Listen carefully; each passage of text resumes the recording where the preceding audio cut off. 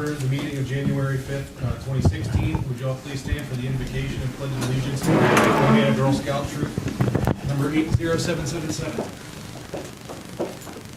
Lord, bless those who hold office in the government of our city, that they may do their work in a spirit of wisdom, kindness, and justice, and help them to use their authority to serve our citizens faithfully. In the name we pray.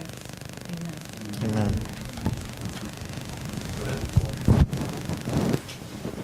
Pledge allegiance to the flag of the United States of America and to the republic for which it stands, one nation under God, indivisible, with liberty and justice for all. Thank you, ladies.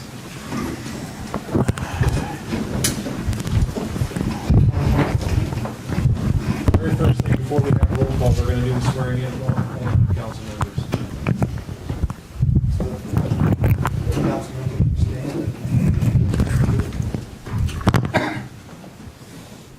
Do you solemnly swear that you will uphold the Constitution of the United States of America, the Constitution of the State of Ohio, and the Charter and ordinances of the City of Columbiana, that you will not be influenced by any consideration except that of merit and fitness in the appointment or discharge of employees, that you will not make or authorize the expenditure of public money otherwise than for adequate consideration and efficient service to the municipal corporation, and that you will, in all other respects, faithfully discharge your duties as councilpersons for the City of Columbiana. If so, say I do.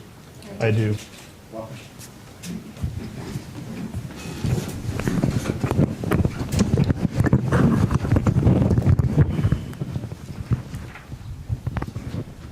Okay, Dan, can I have roll call? Here. Here. McVeigh? Here. Liston? Here. Boggs? Here. Noel? Here. Blakeman? Here. Willard? Here. Blaisdell?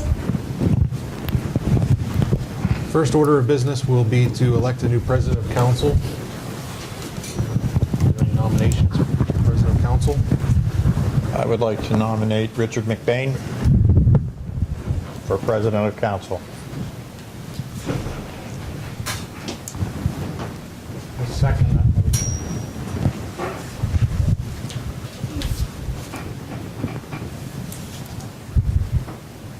Any other nominations? I'd like to nominate Dan Becker. I'll second that.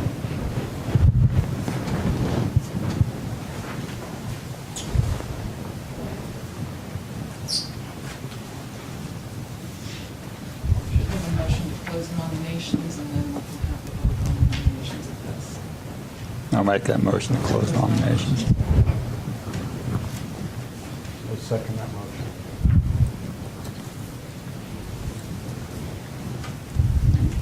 Ready for roll call? Yep. This is to close nominations. Becker? Yes. Souter? Yes. McVeigh? Yes. Liston? Yes. Boggs? Yes. Noel? Yes. And then when I call roll call, each council member will state whether they are voting for McBain or for Becker for president of council. Souter? McBain. McBain? I'll abstain. Liston? Becker. Boggs? Becker. Noel? McBain. Becker? McBain. That is 3 votes for McBain, 2 for Becker, and 1 abstention. So the abstention goes with McBain. Okay, so McBain is elected president of council. Congratulations. Congratulations, Dick. Dick.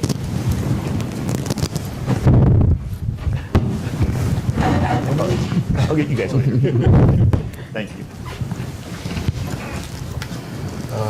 You received the meeting minutes from December 15th, 2015. Any comments on those minutes? If not, they'll stand as presented. Have a proclamation to read this evening. Brian, he's not here. I thought he was going to be here. You guys have any? Lowell, did you talk to Dick? I thought he was still gonna be here, Yeah. but I don't see him. We just want Yeah, I can wait, read it when he's here. It'd be nice if he was here when you read to, it. yeah. Yeah, that's fine.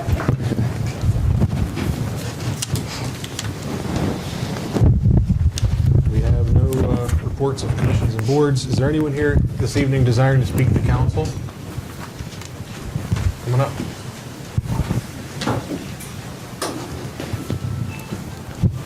Address your name and address. Yes, my name is Jim Barton. Address is 106, 108 South Main Street, Columbiana. That's a rental property that I own. Go ahead. Okay.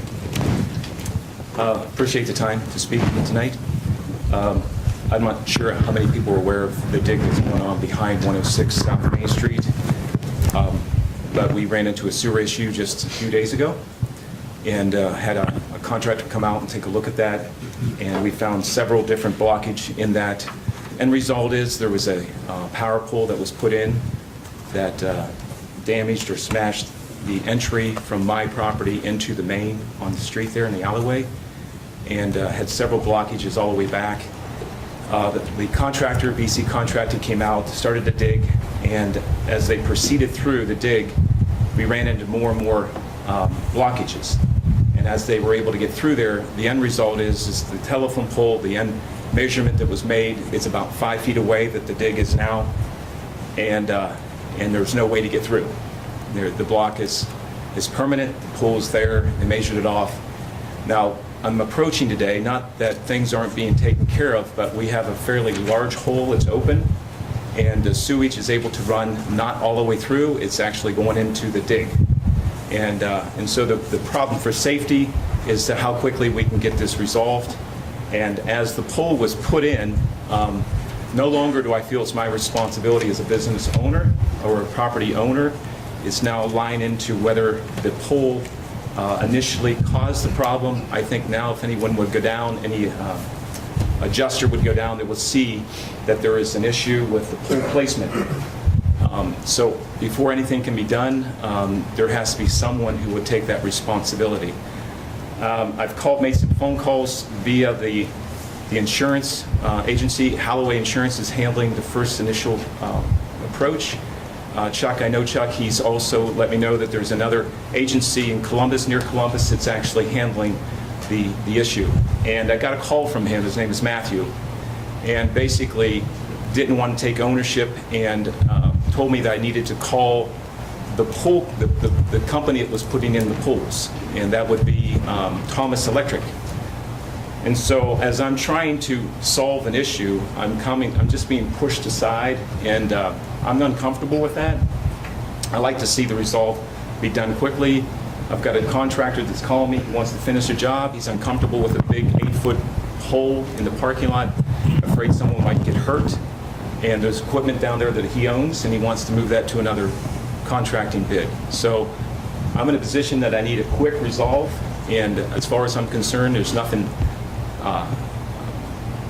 instead of just bringing it before the council, getting it exposed, get some things underway. I'm calling, the last thing I did, I've got all the notes here, the last thing I did was call the insurance company or called the company, Thomas Electric, to give me a call back. I have not received a call back. That was earlier today. And so I'm waiting for her call to see if they're going to send an adjuster down there to see this. I've got plenty of video, got plenty of pictures, documentation of everything that's happened. And so I'm just bringing it forward, trying to get a fast resolution of this. I appreciate that. Have you talked with Lance at all about the issue? Yeah, Lance was one of the calls that we made. He made the phone calls to initiate the insurance. Halloway Insurance then called me. That was handled, but as it went into the next hands, and that was the hands in Columbus or near Columbus, they just told me to make a phone call to Thomas Electric. So I'm trying to solve an issue, and doesn't seem to be anybody in the corner that I need to be in. So I'm just bringing it forward to see if we can come up with something here. As far as the initial dig, it was estimated to me that it would be about $5,000 to fix the problem. Where the contractor is now is about $15,000, and to do the job, there's been several city people out, and I've got pictures of the city people looking at the job. why something wasn't initiated at that time. It's pretty evident the pole is right on top of the sewer line, and so I would like to see something done. I feel it's not my responsibility. The initial problem was the pole and all the bills that are adding up. I told the contractor to stop his work because I can't authorize any more work. They want to veer it off 45 degrees into the city now because of the pole. And now we have to do the neighbor's sewage too, because his is alongside mine. So we're diverting 2 sewage lines at a 45 degree. I've been told that's not a good idea. So I'd like to just bring it forward. Lance, any comments? You know, I spoke to Mr. Barton about it, and, you know, sewer laterals are private issues. The pole in question was installed in 2012, so it's been over 3 years. And, you know, any issue like this, we turn it directly over to our insurance company, asking the contractors to document, you know, the situation. Just have one question. Was OOPS called before this started? I'm not sure if they were called. Called before the dig is supposed to be done. And so sewage lines, I think, are on those drawings. So, The private sewer laterals are typically not marked. The original, in 2012, the city sewer main would have been marked, but the private laterals would not have been. And, you know, initially it was thought that it was, you know, pole number, you know, one pole, and now it's not that pole. They cleared that one out. They thought there's 2 poles on the property above the lateral, and they thought the first one had collapsed it, but it had not. And now we've moved to the next one. And I believe you have about 30 feet exposed. it's about 30, 35 feet exposed. So if, you know, you have a telephone pole over a lateral that would have, you know, collapsed a lateral, they've replaced 40 feet of line. So, but, you know, it is out of our hands at this point. Just one more thing I'd like to add. The neighbor, which is Todd, he brought me down to his basement. There's sewage that's in his basement, and he's had that problem for about a year. And the only sewage that it could be coming through that wall is mine. So whether or not they were able to flush through the first part of that building and say it's flushed and the water's able to go through there, sewage going, it's still, there's a problem someplace. And when those poles were put in, the first pole closer to the building is where he's having trouble with sewage in his basement coming through that wall.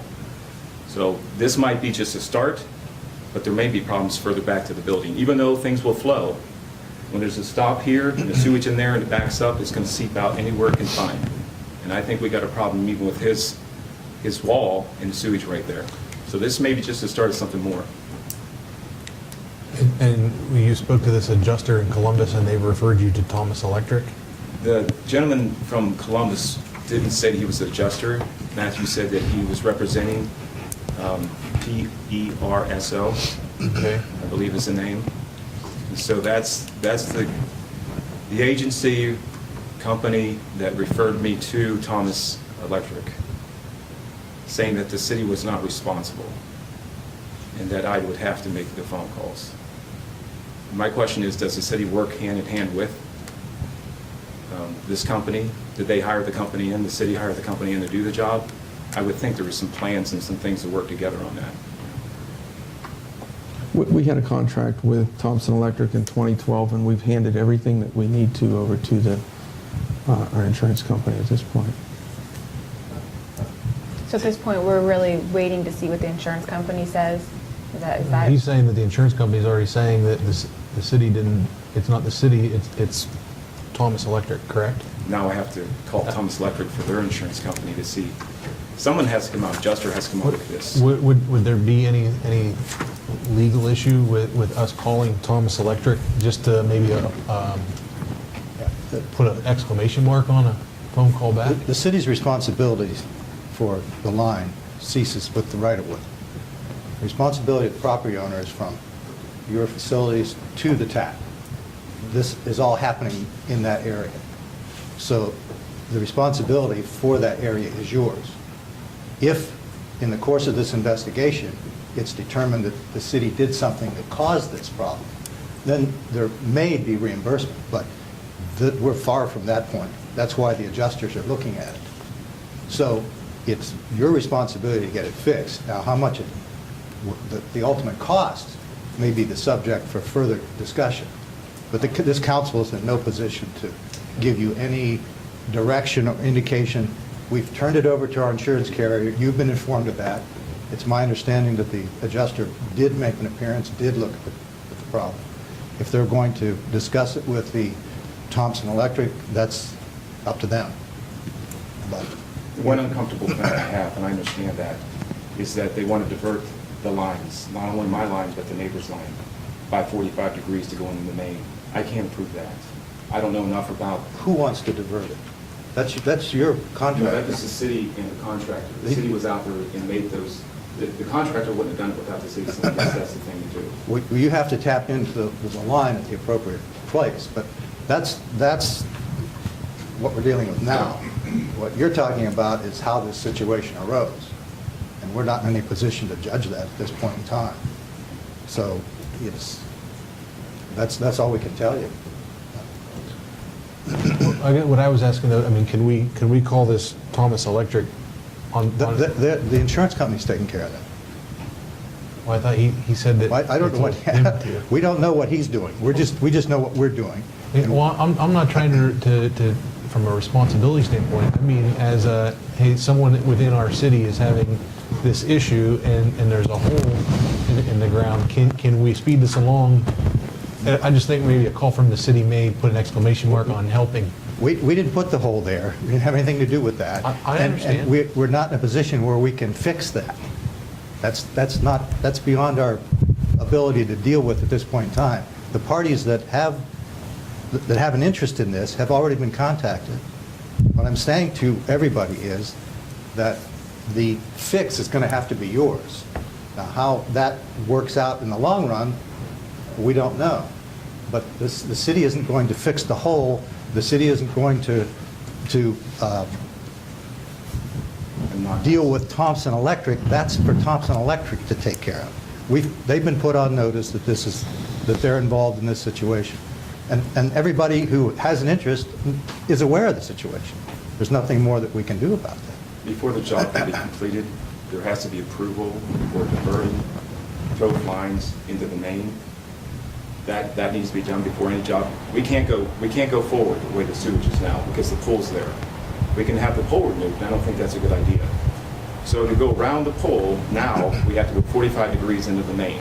And to do that, I'm not going to give that approval because diverting both lines to a sewage with 45 degrees into the main because the pole's there, they're looking for me, contractors looking for me to say yes, and I won't do that because I don't think that's a good idea anyway.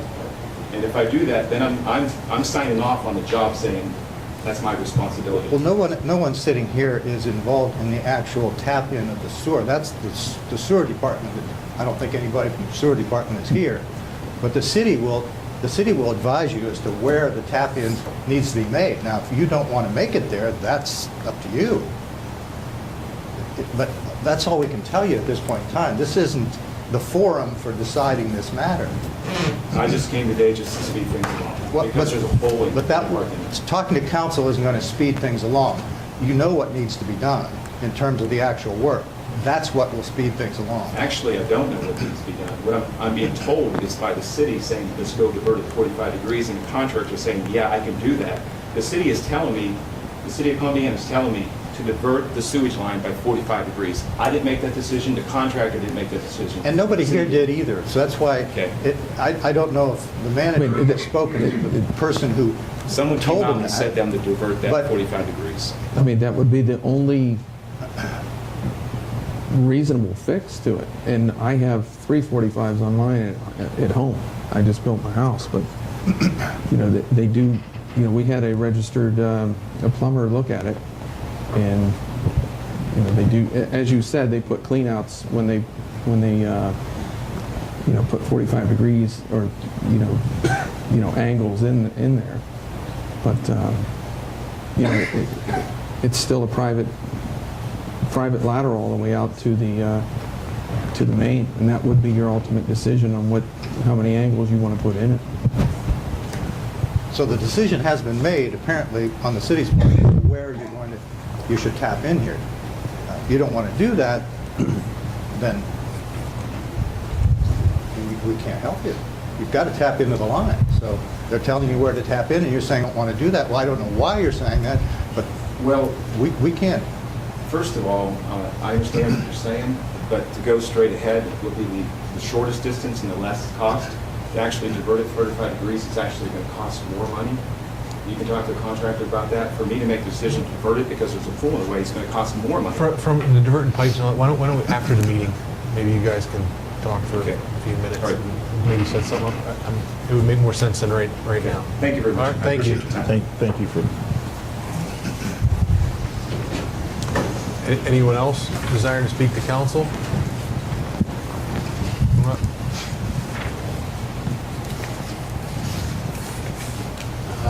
It's Stephen DuBois, 106 East Columbiana Avenue here in Columbiana. I just wanted to come today to talk to, especially the new council, really express my concerns and hopes that the ideas of the silent crossings finally get put to rest. I thought it was to rest, but listen, you're reading the minutes from the last few meetings. I guess it's still floating around out there. Coming from somebody that crosses the tracks 8 to 10 times a day, it really scares me. Thought that you're relying on solely a switch crossing them tracks every day. I see a lot of failures, whether the tracks are stuck down. They go, sometimes you'll come up to them, they'll go up, come down, go back up again. The first thing you do is you pull down the window and you listen. And you got, if this goes through like they, are even thinking about doing, that's been taken away from us. You really, especially our tracks here, with the visibilities that we have, is just really, really bad to be even considering doing something like this to take that away. I've looked at a lot of this stuff online. I'm not sure if you guys have looked at a lot of pictures and stuff like that. I've never seen anything that even looks like our crossings with the limited visibilities that we have to deal with. Like I said, it just definitely makes me nervous. You've had bus drivers in here telling you it's a bad idea. You've had engineers in here telling you a bad idea. I'm a parent of a 17-year-old driver, and I'm telling you I think this is a very, very bad idea to be even considering it, to let it go forward. Like I said, it just wanted you guys to hear from people that cross these tracks day and day and day that we rely on hearing that sound, and we listen for that when we come to the tracks because it just makes us feel more comfortable. Like I said, the tracks have been here for 100 years. The dealership's been here for 30. So, the tracks were there before this was ever there. They knew there's going to be sounds. I just hope, like I said, it's people, residents and stuff, that we can possibly put an end to this once and for all and maybe let it go on, like I said. Well, I think where the last discussion was trying to figure out what it would even look like, what it would entail. And I don't think that any of us, myself included, if it came to it, could make a decision without knowing. And so, that's where it would be at, would be the investigative side from engineering, what it entails, what it looks like, what the safety factors look like. And that's where it's at. And I think that it makes sense for council to, I don't think to throw something out without looking at it makes sense. And that's where it's at, is this something we want to look at? And if we do, then we have to look at the drawings, the engineering, what it would entail, and then make a decision. That's where it's at. well, and I think the important thing too is I don't think there's anybody here on this council who would approve going forward with it unless we were absolutely totally convinced that it was a safer system than what we have right now. And of course, right now we have a system where your 17-year-old driver could decide to drive around the gates and get hit by a train. The purpose of the silent crossing would be to prevent that from ever happening, whether at any time. You know, that's the whole intent of But it. if the gates, like I said, I drive this all the time. I've No, I- sat there when the gates come down, come back up, Yeah. and go up and down. And the system. it scares me the thought that she's going to have to go across that No, without I understand that. zero, Understand zero, that. you know.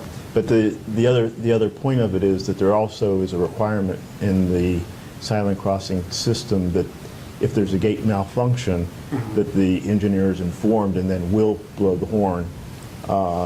Now, will that always happen? Could there be double malfunction? Certainly. I'm not going to do that. But my whole comment was we want to make sure that if we go forward with this, that it's going to be a much safer system than what we have right now. If we're not convinced of that, we won't approve it. And like I said, I just want to make sure you guys know from people that cross these tracks, you know, a lot of times. I think all of us cross the tracks. Well, I mean, frequently. some of us more than others. I mean, as far as, like I said, I've got, by the time I go home, it's going to be 8 times today. So, you know, it's something that, if I'm pulling up to them tracks and I hear a horn, even if those gates are up or down, I'm going to stop and see where I'm at. And if you're going to take that away from me, I'm feeling very No, nervous about yeah, that. and- So you're relying 100% on a switch. And I'm not willing to rely 100% on a switch. Yeah, that's just my- again, what I think we're saying is that we're not going to go forward with anything unless we're convinced it is safer than what we have right now. So, you know, I think that's going to be true for all of us. Yeah, like I said, I appreciate your time. I just wanted you guys to hear, especially, you know, I got like I it. said, it definitely makes me nervous to know that, you know, it's still being considered and it's, Well, the only reason it would be considered is, again, if it makes your daughter crossing those tracks safer than it is now. well, see, I don't think that's why it's being considered. But, I think it's No, being it- considered to make it a quieter area, not necessarily a safer area. And that's what's got me, I mean, It'll be 60% safer, and that is by Federal Rail Administration calculations, not ours.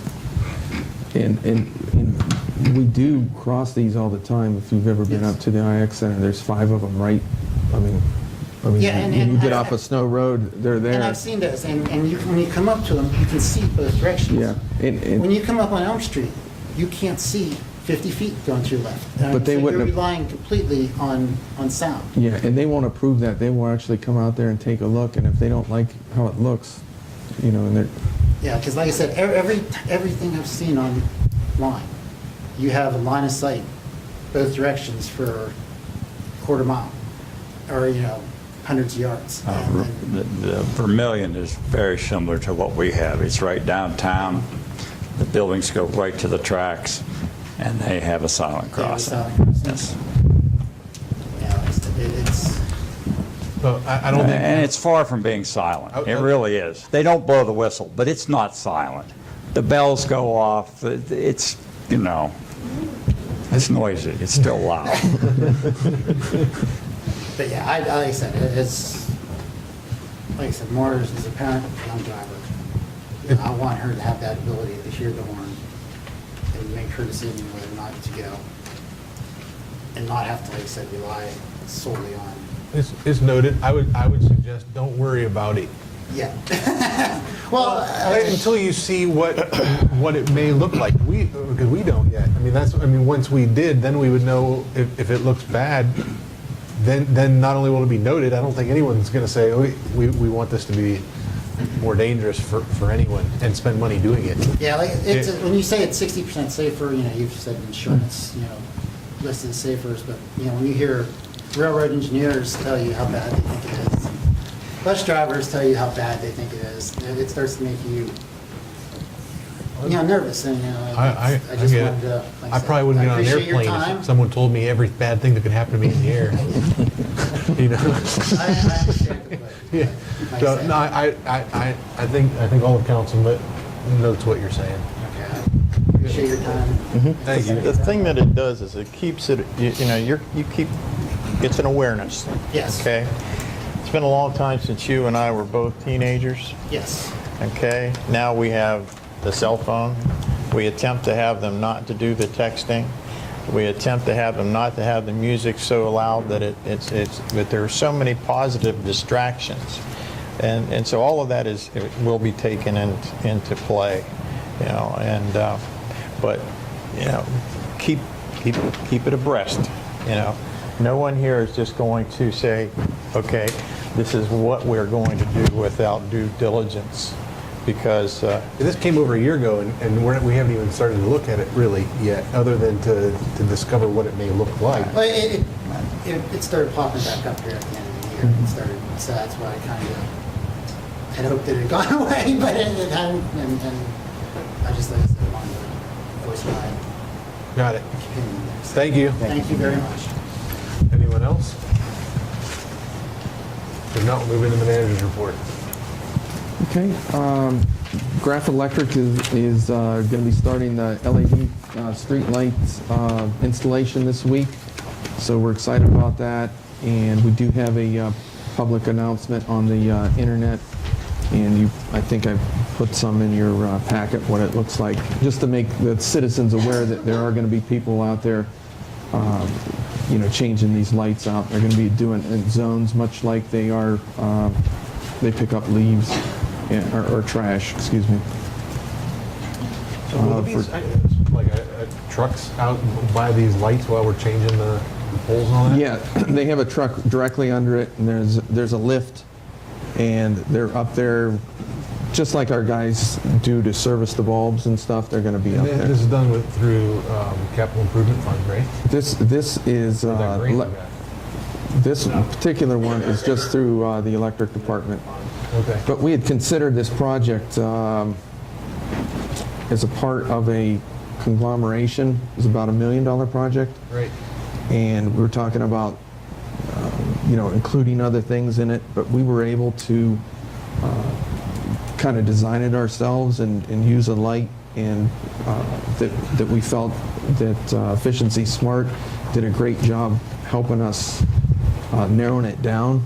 And we're going to do this project for probably a third of what that other project was going to cost. So I was just wondering, I mean, the only reason I'm asking, if we've got a truck sitting out under lamps in neighborhoods and down the streets while we're putting these in, maybe for the couple dollars that it would cost to get like a corrugated plastic sign or something, we could put on the truck to let people know that this investment's being made in town. So, I mean, I kind of picture the same thing like during the parades. You got the fire truck going, now we got the new truck. Paid for from your fire levy. I just think to let people know what we're doing with their funds, so they see the truck sitting there and hey, they're fixing another broken light. No, Yeah. we're fixing and replacing this as an investment in the city. It might be nice some way. I don't know how we could do that. well, I think it's going to be difficult to convince Graph Electric to put that stuff on their sign, on their truck. Maybe not, but I don't mean on the truck. I just mean like maybe out in front, like where they put like a men working kind of thing. yeah. I don't know. Just if they're in neighborhoods, I just thought it might be nice to see what we're doing in town. And the project's going to go rather fast. It's about 120 days, so you know, we're going to get to see the results like right now. And if you recall, when it was presented by the engineering firm, there was like a 7-year payoff, and this is for the third of the cost. So we think we're going to you know, cut that down to about 2 years probably. It was quite an energy savings too. Oh, wasn't it? absolutely, Yeah. absolutely, and that'll be the payoff there. Brian, a good idea. I mean, excellent there. But I think some of that work is going to be done during the nighttime hours. Is that correct? I'm not sure what their schedule is. Yeah, I'm not sure. Either way, I just think it's good for people to know where the money's going. I agree. I honestly, that's something in the past couple weeks I've had a lot of people say to me, where's the tax dollars going? I want to see you go up there and make some changes and let us know where these tax dollars are going. And I don't know about everybody that's out here, but not everybody uses the computer on a regular basis and utilizes the access to the internet to get this information.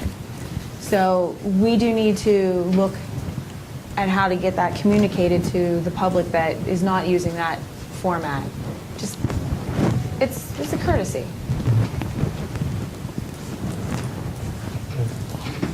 I didn't mean to interrupt you. I just, No, that's okay. it's been on my mind for 6 months. Yeah. Let's see, the Plans for the new water plant generator was submitted to the Department of Industrial Compliance. We have not heard back from them. Since then, we have actually submitted the formal plans of the generator to the EPA. They wanted that a formal submission, and we did that today. And hopefully we get a good turnaround on that. To give you an update on the water plant, we're still collecting some data as a city for the EPA. I believe the engineering company, Arcadis, is pretty much has everything to the EPA, and they're reviewing it now. And hopefully we hear something back from them soon. Let's see. I did, speaking of the quiet zone, when we left the last meeting, I said that I was going to apply for that grant through the Columbiana Foundation, and I did get that in by the 31st. So they would be considering that our application again this month. Out at Creek Road, I'm not sure if you've been out there, but part of the road had been repaved, and there was a berm installed, so that's complete. As far as the park and cemetery, Terry attended a park board meeting, and our R&B discussion on the park project that they've been talking about,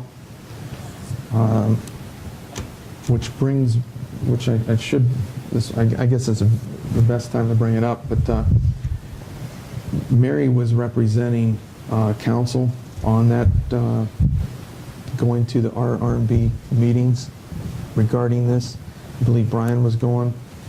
Mary replaced Dick. You guys had voted, made a motion to send Mary, and we're looking for a replacement to send to that meeting. I guess there's a pretty important meeting this month that our R&B are going to be meeting, talking about the project. And so as a council, I know Skip had was interested in, also Ted was interested in that park project. And Dan, you get exposed to it being at the park board meetings, right? Yes. So I think that we probably ought to replace Mary in time for that meeting in January. Do you know the date of it? I do not. I can't think of it. There's one coming up on the 11th of this month. It's not that one. Okay. It's the later one. It is a Monday night. I do know that. I was getting emails from up till about a month ago, and I, for some reason, haven't. Continue on the park and cemetery. Joy Christmas was finishing up last week, and now they'll start taking down. They've already started taking down. Yeah. So I that's, noticed that this afternoon. yeah, it's been some pretty good weather. The park and cemetery guys are working on the maintenance on equipment. Doug attended a learning session on fiber optic communication, and we've been working with GPD on that Crown Castle project, which I think they'll be coming back relatively soon, probably in the next month, with that Crown Castle project. We've worked out with our attorneys some things with them, so. Excuse me, Lynn? Yeah. That meeting is the 25th. Okay. And 7 o'clock. I believe it. Sure. No, Okay, street department, they cleaned some catch basins in preparation for that rain last week. Finished the leaf pickup. We continue to replace the new street signs in Zone 2. And then Jesse would like to get rid of a couple pieces of equipment, and the pictures were in your packet. Front end loader and a cement mixer. And we're intending on using the same auction services we used last time, which was for the fire, and that worked out really well. Wastewater, they continue to look at the Manor lift station, working on it. and they used the sewer jet to clean some storm lines. And the water department was busy providing the EPA with some more information about the for the new plant. So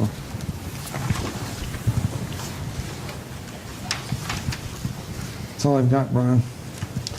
All right. Next under this is the notification from the Ohio Division of Liquor Control regarding application for a new D5 liquor permit. Is this different than the one that we just discussed 2 weeks ago? This appears to be a new permit. It certainly is an upgrade to the license.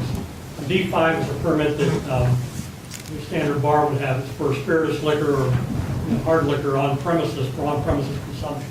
Okay. So currently what they've had is beer and wine on premises and takeout.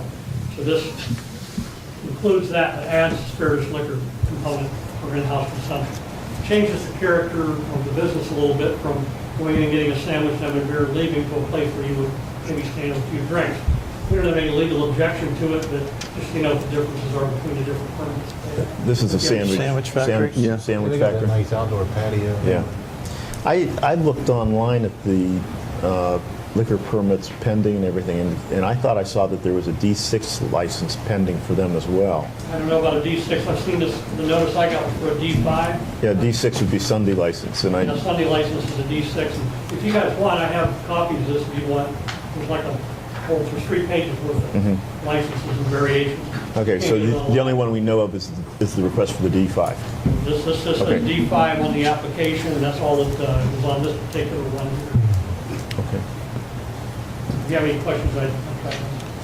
So in the past, Okay, well, I'll make a motion that we hold a hearing. okay, Second. Deanne, Just to clarify for new? Just to clarify for the new ones, we always make a motion in the affirmative. If you do not want to hold a hearing, then you would vote no on this. Yeah, so normally if you have no problem with the business, you vote no to a hearing. Has there been any trouble with the business at all?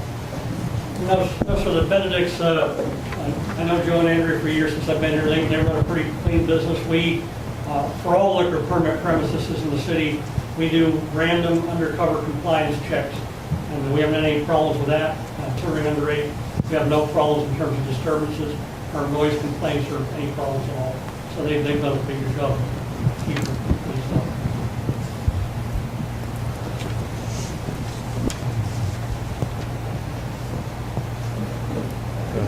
McBain? No. Liston? No. Fox? No. Noel? No. Becker? No. Souter? No.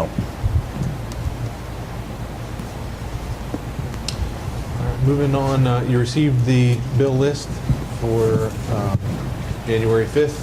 Any questions or comments on that?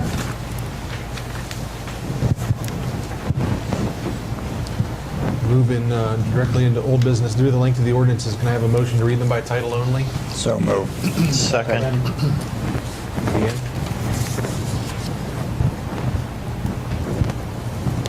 Liston? Yes. Fox? Yes. Noel? Yes. Becker? Yes. Souter? Yes. McBain? Yes. I need a motion to remove from the table ordinance number 15-0-2836. So moved. Second. Deanne? Fox? Yes. Noel? Yes. Becker? Yes. Souter? Yes. McBain? Yes. Liston? Yes. Ordinance number 15-0-2836, second reading. An ordinance accepting annexation of certain territory containing 183.746 acres of land in Fairfield Township, Columbiana, Ohio, to the city of Columbiana. May I ask a question first? Is there any reason or any benefit to the city if we just continue on with the Actually, don't we, point of order, you have to have the motion and, yeah. So moved. Second. Now you can. Is there any reason that it would benefit the city to continue with the annexing the property? Well, just to give you a brief summary, I guess, we were contacted by the AMP organization, and they notified us that the McMaster property, their option on that expired. And that particular type of annexation was a significant economic development. So in order for that to be credible, you would have to have some project at least $10 million to do that. So this is a relatively new type of annexation within the state of Ohio. It's to promote, industrial development. But there's no project. So that company is not coming to Columbiana, and it would be difficult to accept an annexation underneath the terms of a significant economic development, because that factor is now gone. Because in order to fit into the SED, that's the SED, or significant economic development, you have certain criteria you have to meet, and now that can't be met. I would add to that also that there is no credible plan for the extension of utilities. And without that, an annexation would be ill-advised. Yeah. The other thing too is that part of that required us to maintain the road that runs out through there, taking it over from the township, and that would be an additional expense that would really not have any other benefit to us. Did you want to say something, Lowell? I thought I saw you. Okay. Okay. And this would be, I think, an appropriate time to, although this isn't on for discussion, it relates directly to an ordinance that's pending before you this evening. And I think it's important to do it this way so that the council speaks clearly on this issue. In the first place, we have a new council. 3 of these members did not vote on that particular subject. And from the very beginning, we have taken the position as a city that the provisions of Ohio Revised Code Section 709.04 requiring acceptance or rejection by the city is a critical and essential part of this process. And this procedure will make it clear to anyone looking at the record that that was the position of the city. The city considered the acceptance. If you reject that, then the positive action of an affirmative action taken on the subject makes your position clear, removes any ambiguity with regard to this situation. And then further putting an exclamation mark on it with G. Exactly. So we have a motion and a second to accept. So if we do not want to accept, it would be a no vote. That's correct. Deanne? Noel? No. Becker? No. Souter? No. McBain? No. Liston? No. Fox? No.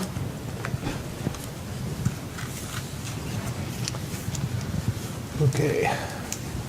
We need a motion to appoint a member to the vacant seat on the Planning Commission for the City of Columbiana for the unexpired term ending December 31st, 2018.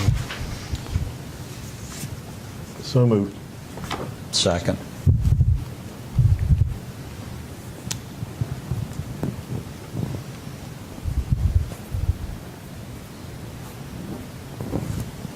Any appointments? We had 3 letters Of interest, yeah. of interest, Everything's on board and vote for them. I received an email this week from that girl that withdrawing her name. Oh, really? Yeah. Yeah, I've got the name. It's Melissa Melissa. Yakovo. Yes. It's about 2. Yeah. Okay. the Kirby Zellers and Lance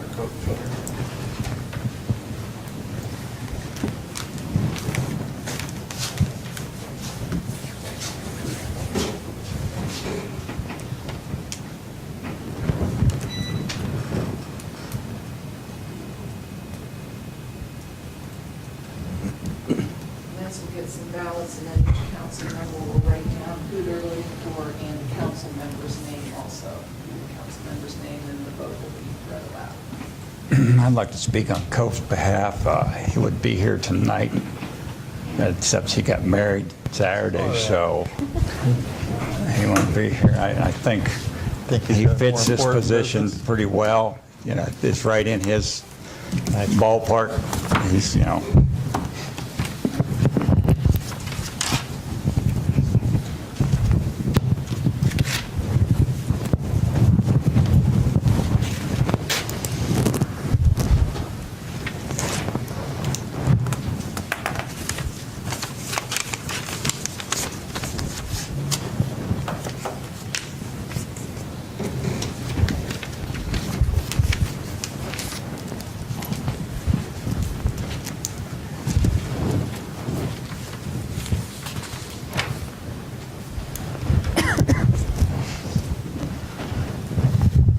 Dane and his others. Now Al for Coke. Liston Coke.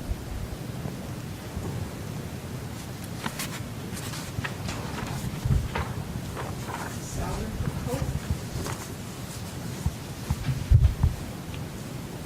Becker for Sellers.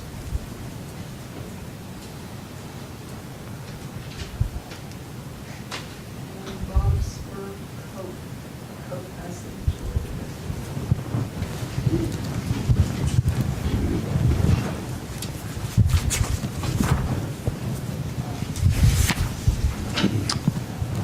Okay, now I need a motion to reappoint Terry Kelly to the term ending November 25th, 28 on the Board of Zoning Appeals. So moved. Second. Deanne? Becker? Yes.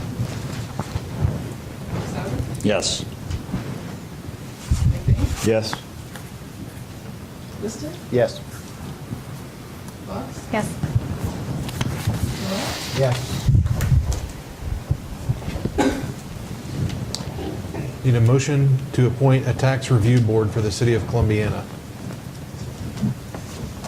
So moved. Second.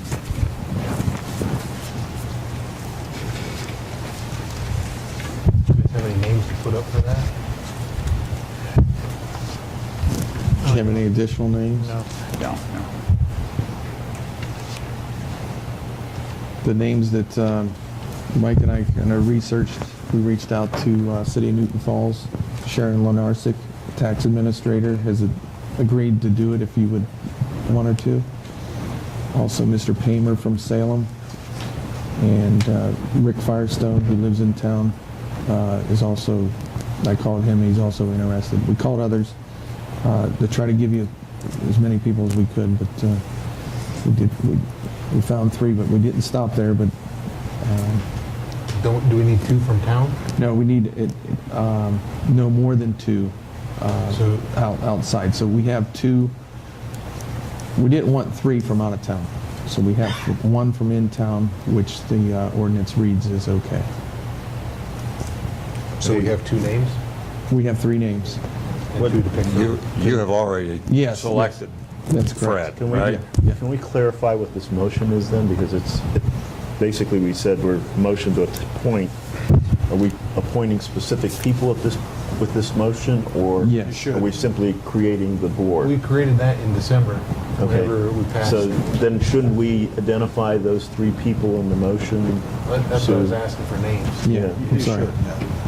So I picked, one of the appointments would be by the city manager, and I picked Mr. Paymer out of Salem.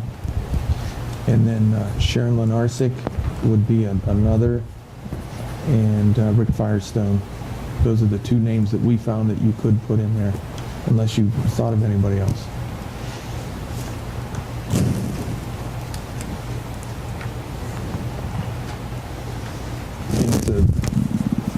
I don't know that they'll ever meet, hopefully we don't need them for the next 4 years, but 2 years, excuse me.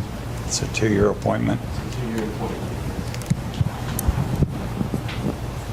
As a point of clarification, can we, I think Lance had authority to make one appointment. Yeah, and I chose Mr. Paymer out of Salem. So our vote will just be for the other two candidates? You have Correct. 2 to fill, Two to of which fill. 1 needs to be from Columbiana. Unless we come up with another name of an interested party. Yeah, the motion would be to establish the board, accepting Lance's appointment and appointing 2 of your Council. choosing. Yeah, that's what I was trying to get at, yeah. So who made the original? So I motion? made the motion, so I will add those 2 names, Rick Firestone and Sharon, and to approve Lance's appointment. And I second it, and I would concur with that. Deanne? If you got all that. Souter, Yes. McBain, yes. Liston, Yes. Bubs, Yes. Noel, Yes. Becker, Yes.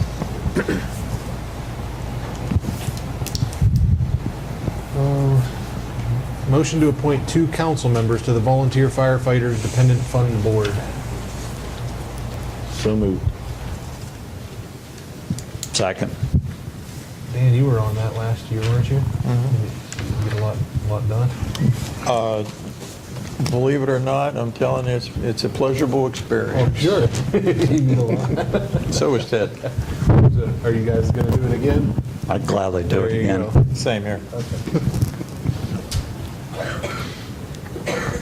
So is that how that motion is going to be? You'll need those names put into there formally. Yeah, did I make the original motion? Yep. yes. Yeah, so I would include those 2 names as part of the motion. Okay. Ready for roll call? McBain, Yes. Liston, Yes. Bubs, Yes. Noel, Yes. Becker, Abstain. Souter, And abstain. Resolution number 16-R-488, first reading. A resolution accepting monies from the Columbiana County Board of Commissioners to be used exclusively for wages and related benefits to permit the City of Columbiana Police Department to assign an officer to the Columbiana County Drug Task Force. So moved. Seconded. Any comment? Is there any clarification on that? Now, unless you have a specific question, what this allows us to do is it provides the documentation that permits the commissioners to cut us a check for $20,000 for reimbursement toward participation of our officer on that task force. In the absence of the motion, they can't cut that check. And basically, it's a procedure maneuver. We already have a man and have had a man assigned. Okay, thank you. And just as another qualification, while not asking for any specifics, I believe you consider this a benefit to the city to have that officer involved with the task I force. think it's a benefit to the city, and there are a number of reasons for that. Probably chief among them is the ability to bring in a wider array of resources in an undercover capacity that aren't known locally. Having served in patrol in uniform here, everybody knows who we are, so it becomes difficult. It's not an undercover effort if everybody knows who we are.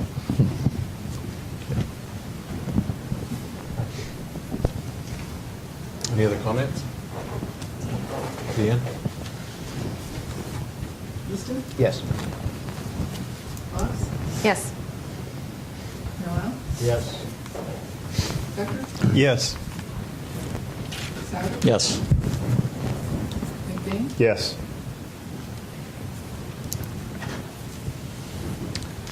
Ordinance number 16-0-2851, first reading. An ordinance authorizing the sale or recycling of personal property which is no longer needed for municipal purposes.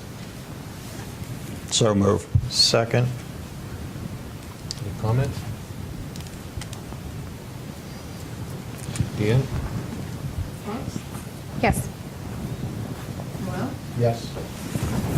Becker, Yes. Souter, Yes. McBain, Yes. Liston, Yes. Ordinance number 16-0-2852, first reading. An ordinance rejecting the annexation of certain territory containing 183.746 acres of land in Fairfield Township, Columbiana County, Ohio, to the city of Columbiana. So move. Second. So a yes vote here is a rejection. Is a rejection. All right, question. This does not prevent us necessarily, if another project comes in, from Oh, no. redeveloping this? No. Okay. This is simply a rejection of the one that was proposed. Okay.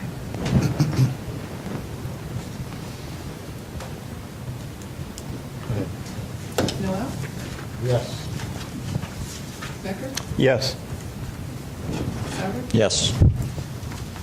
McBain, Yes. Liston, Yes. Fox, Yes.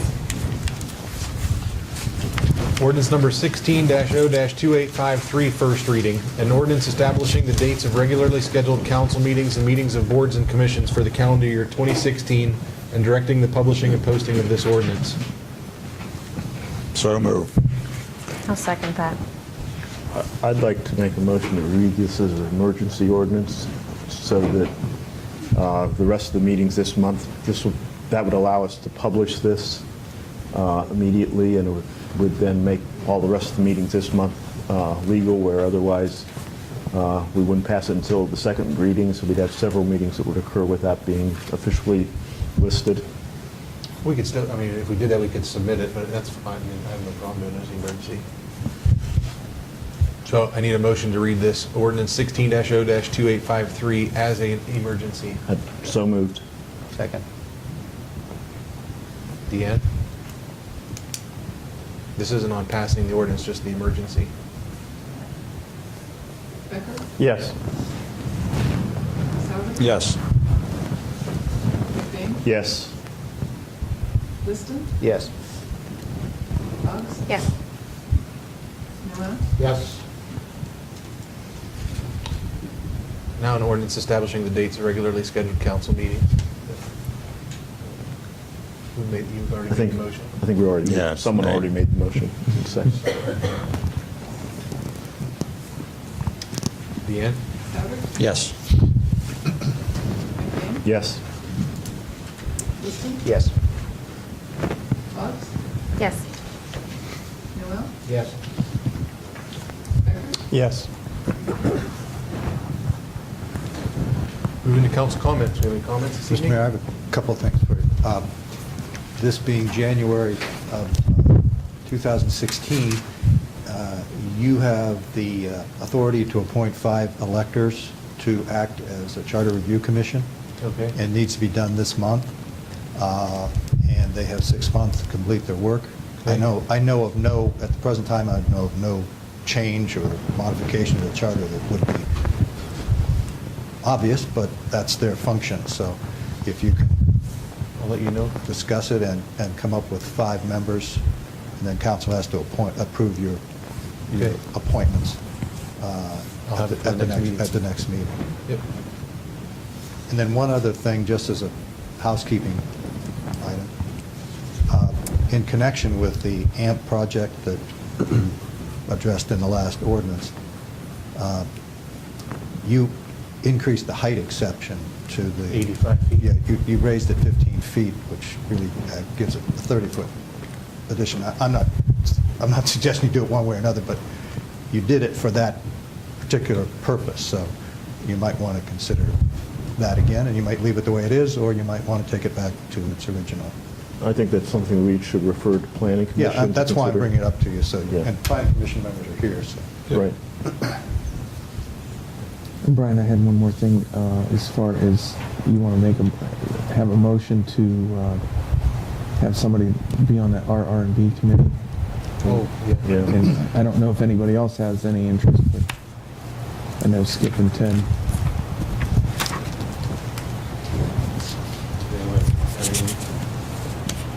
Motion of who they want to appoint? Now, I'll move that we appoint Skip. Sorry. I'll second that then. Yeah, it was Skip and Ted? Yes, that was Skip. Skip and or, or Oh, and. okay. Or. You want to, we can, if you want to, What are you comfortable? I mean, I know Skip wants in there. Well, I just told Mary asked me, and I told her to do it. Okay, all You know, right. it's not really I mean, on my if we want to vote for it, we can put both of them No, in. I'm comfortable with either way you do it. I don't care. I can I've done attend. enough of them, and I can tell you, they're very open to anyone from council that want to be there, they would love to have you. I've been to one or two, and I agree. Yeah, I don't think it's. I get relieved that night, I think. A couple of things. We need to vote, Dan. I'm sorry. Go ahead, Dan. Okay, This is on Skip. How did the motion end up? Did both names on this motion? No, just He one. made a motion for Skip, so if you want another name, you can throw it out there. Go ahead. McBain? Yes. Liston? Abstain. Cox? Yes. Noel? Yes. Eckert? Yes. Souter? Yes.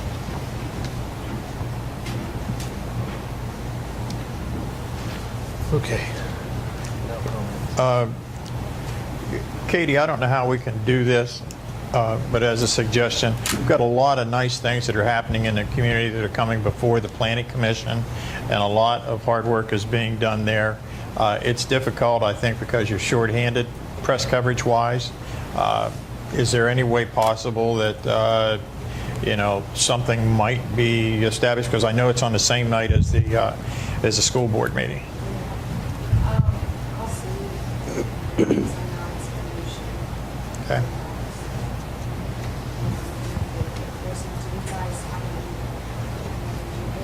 Can we record those? Yeah. Video or audio. Yeah. Well, I just think some coverage there, a lot of things are going on, and just, get that communication out there a little bit more.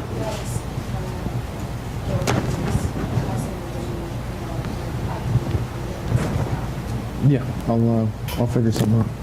Okay. The audio went smooth tonight without the loud shriek. Yes, it did.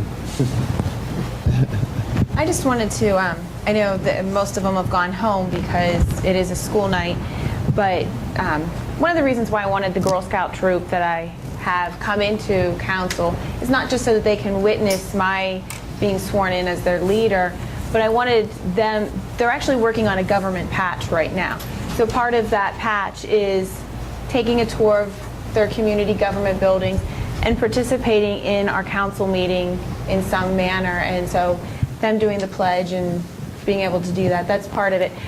A lot of people think Girl Scouts and, oh, it's just cookies, and Girl Scouts is more than just cookies. It's actually about Should have had developing. them selling them tonight. Actually, I have the Girl Scout form, and we have one right over there. So if you want cookies, there's your contact. Stand at the door and hit everyone on the way out.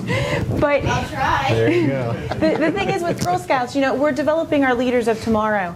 And there was a time when I was in that uniform, and I had a really good leader. And the things that she instilled upon me and the values I've learned from her. And, honestly, there's my dad out in the audience. He was a Boy Scout leader, and I was an honorary Boy Scout. I tagged along to every meeting that I was allowed to be at. And those are some great programs in our community, and they develop who ends up sitting up here eventually. So that's, I really wanted them to get that involvement tonight as well. I'd like to piggyback on that just a little bit, or reinforce during Memorial Day, to make sure that we get those girls in there amongst the rest of them, please. Well, my troop has been there. Well, I'm just kind of reinforcing that, Yeah. because a lot of times they get buried in the crowd out there and you don't see them, and you want to recognize everyone. So. Last month, the Howland High School hosted the Amy Lowe Memorial Tournament. I went online to try to figure out what that really was, and it's kind of hard to figure it out. Looked like it was some kind of a debate format or something like that. The Columbiana placed first out of 22 schools with 450 students, and Cortland Stone was the number one. She placed first. all the way around. And she's from Columbiana, so. That's our speech and debate team. If they come here, they'll get lots of debate.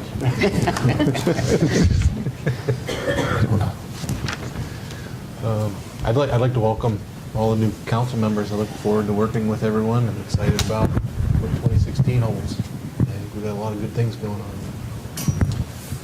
Has anybody heard anything about the new development down at 14 and 7?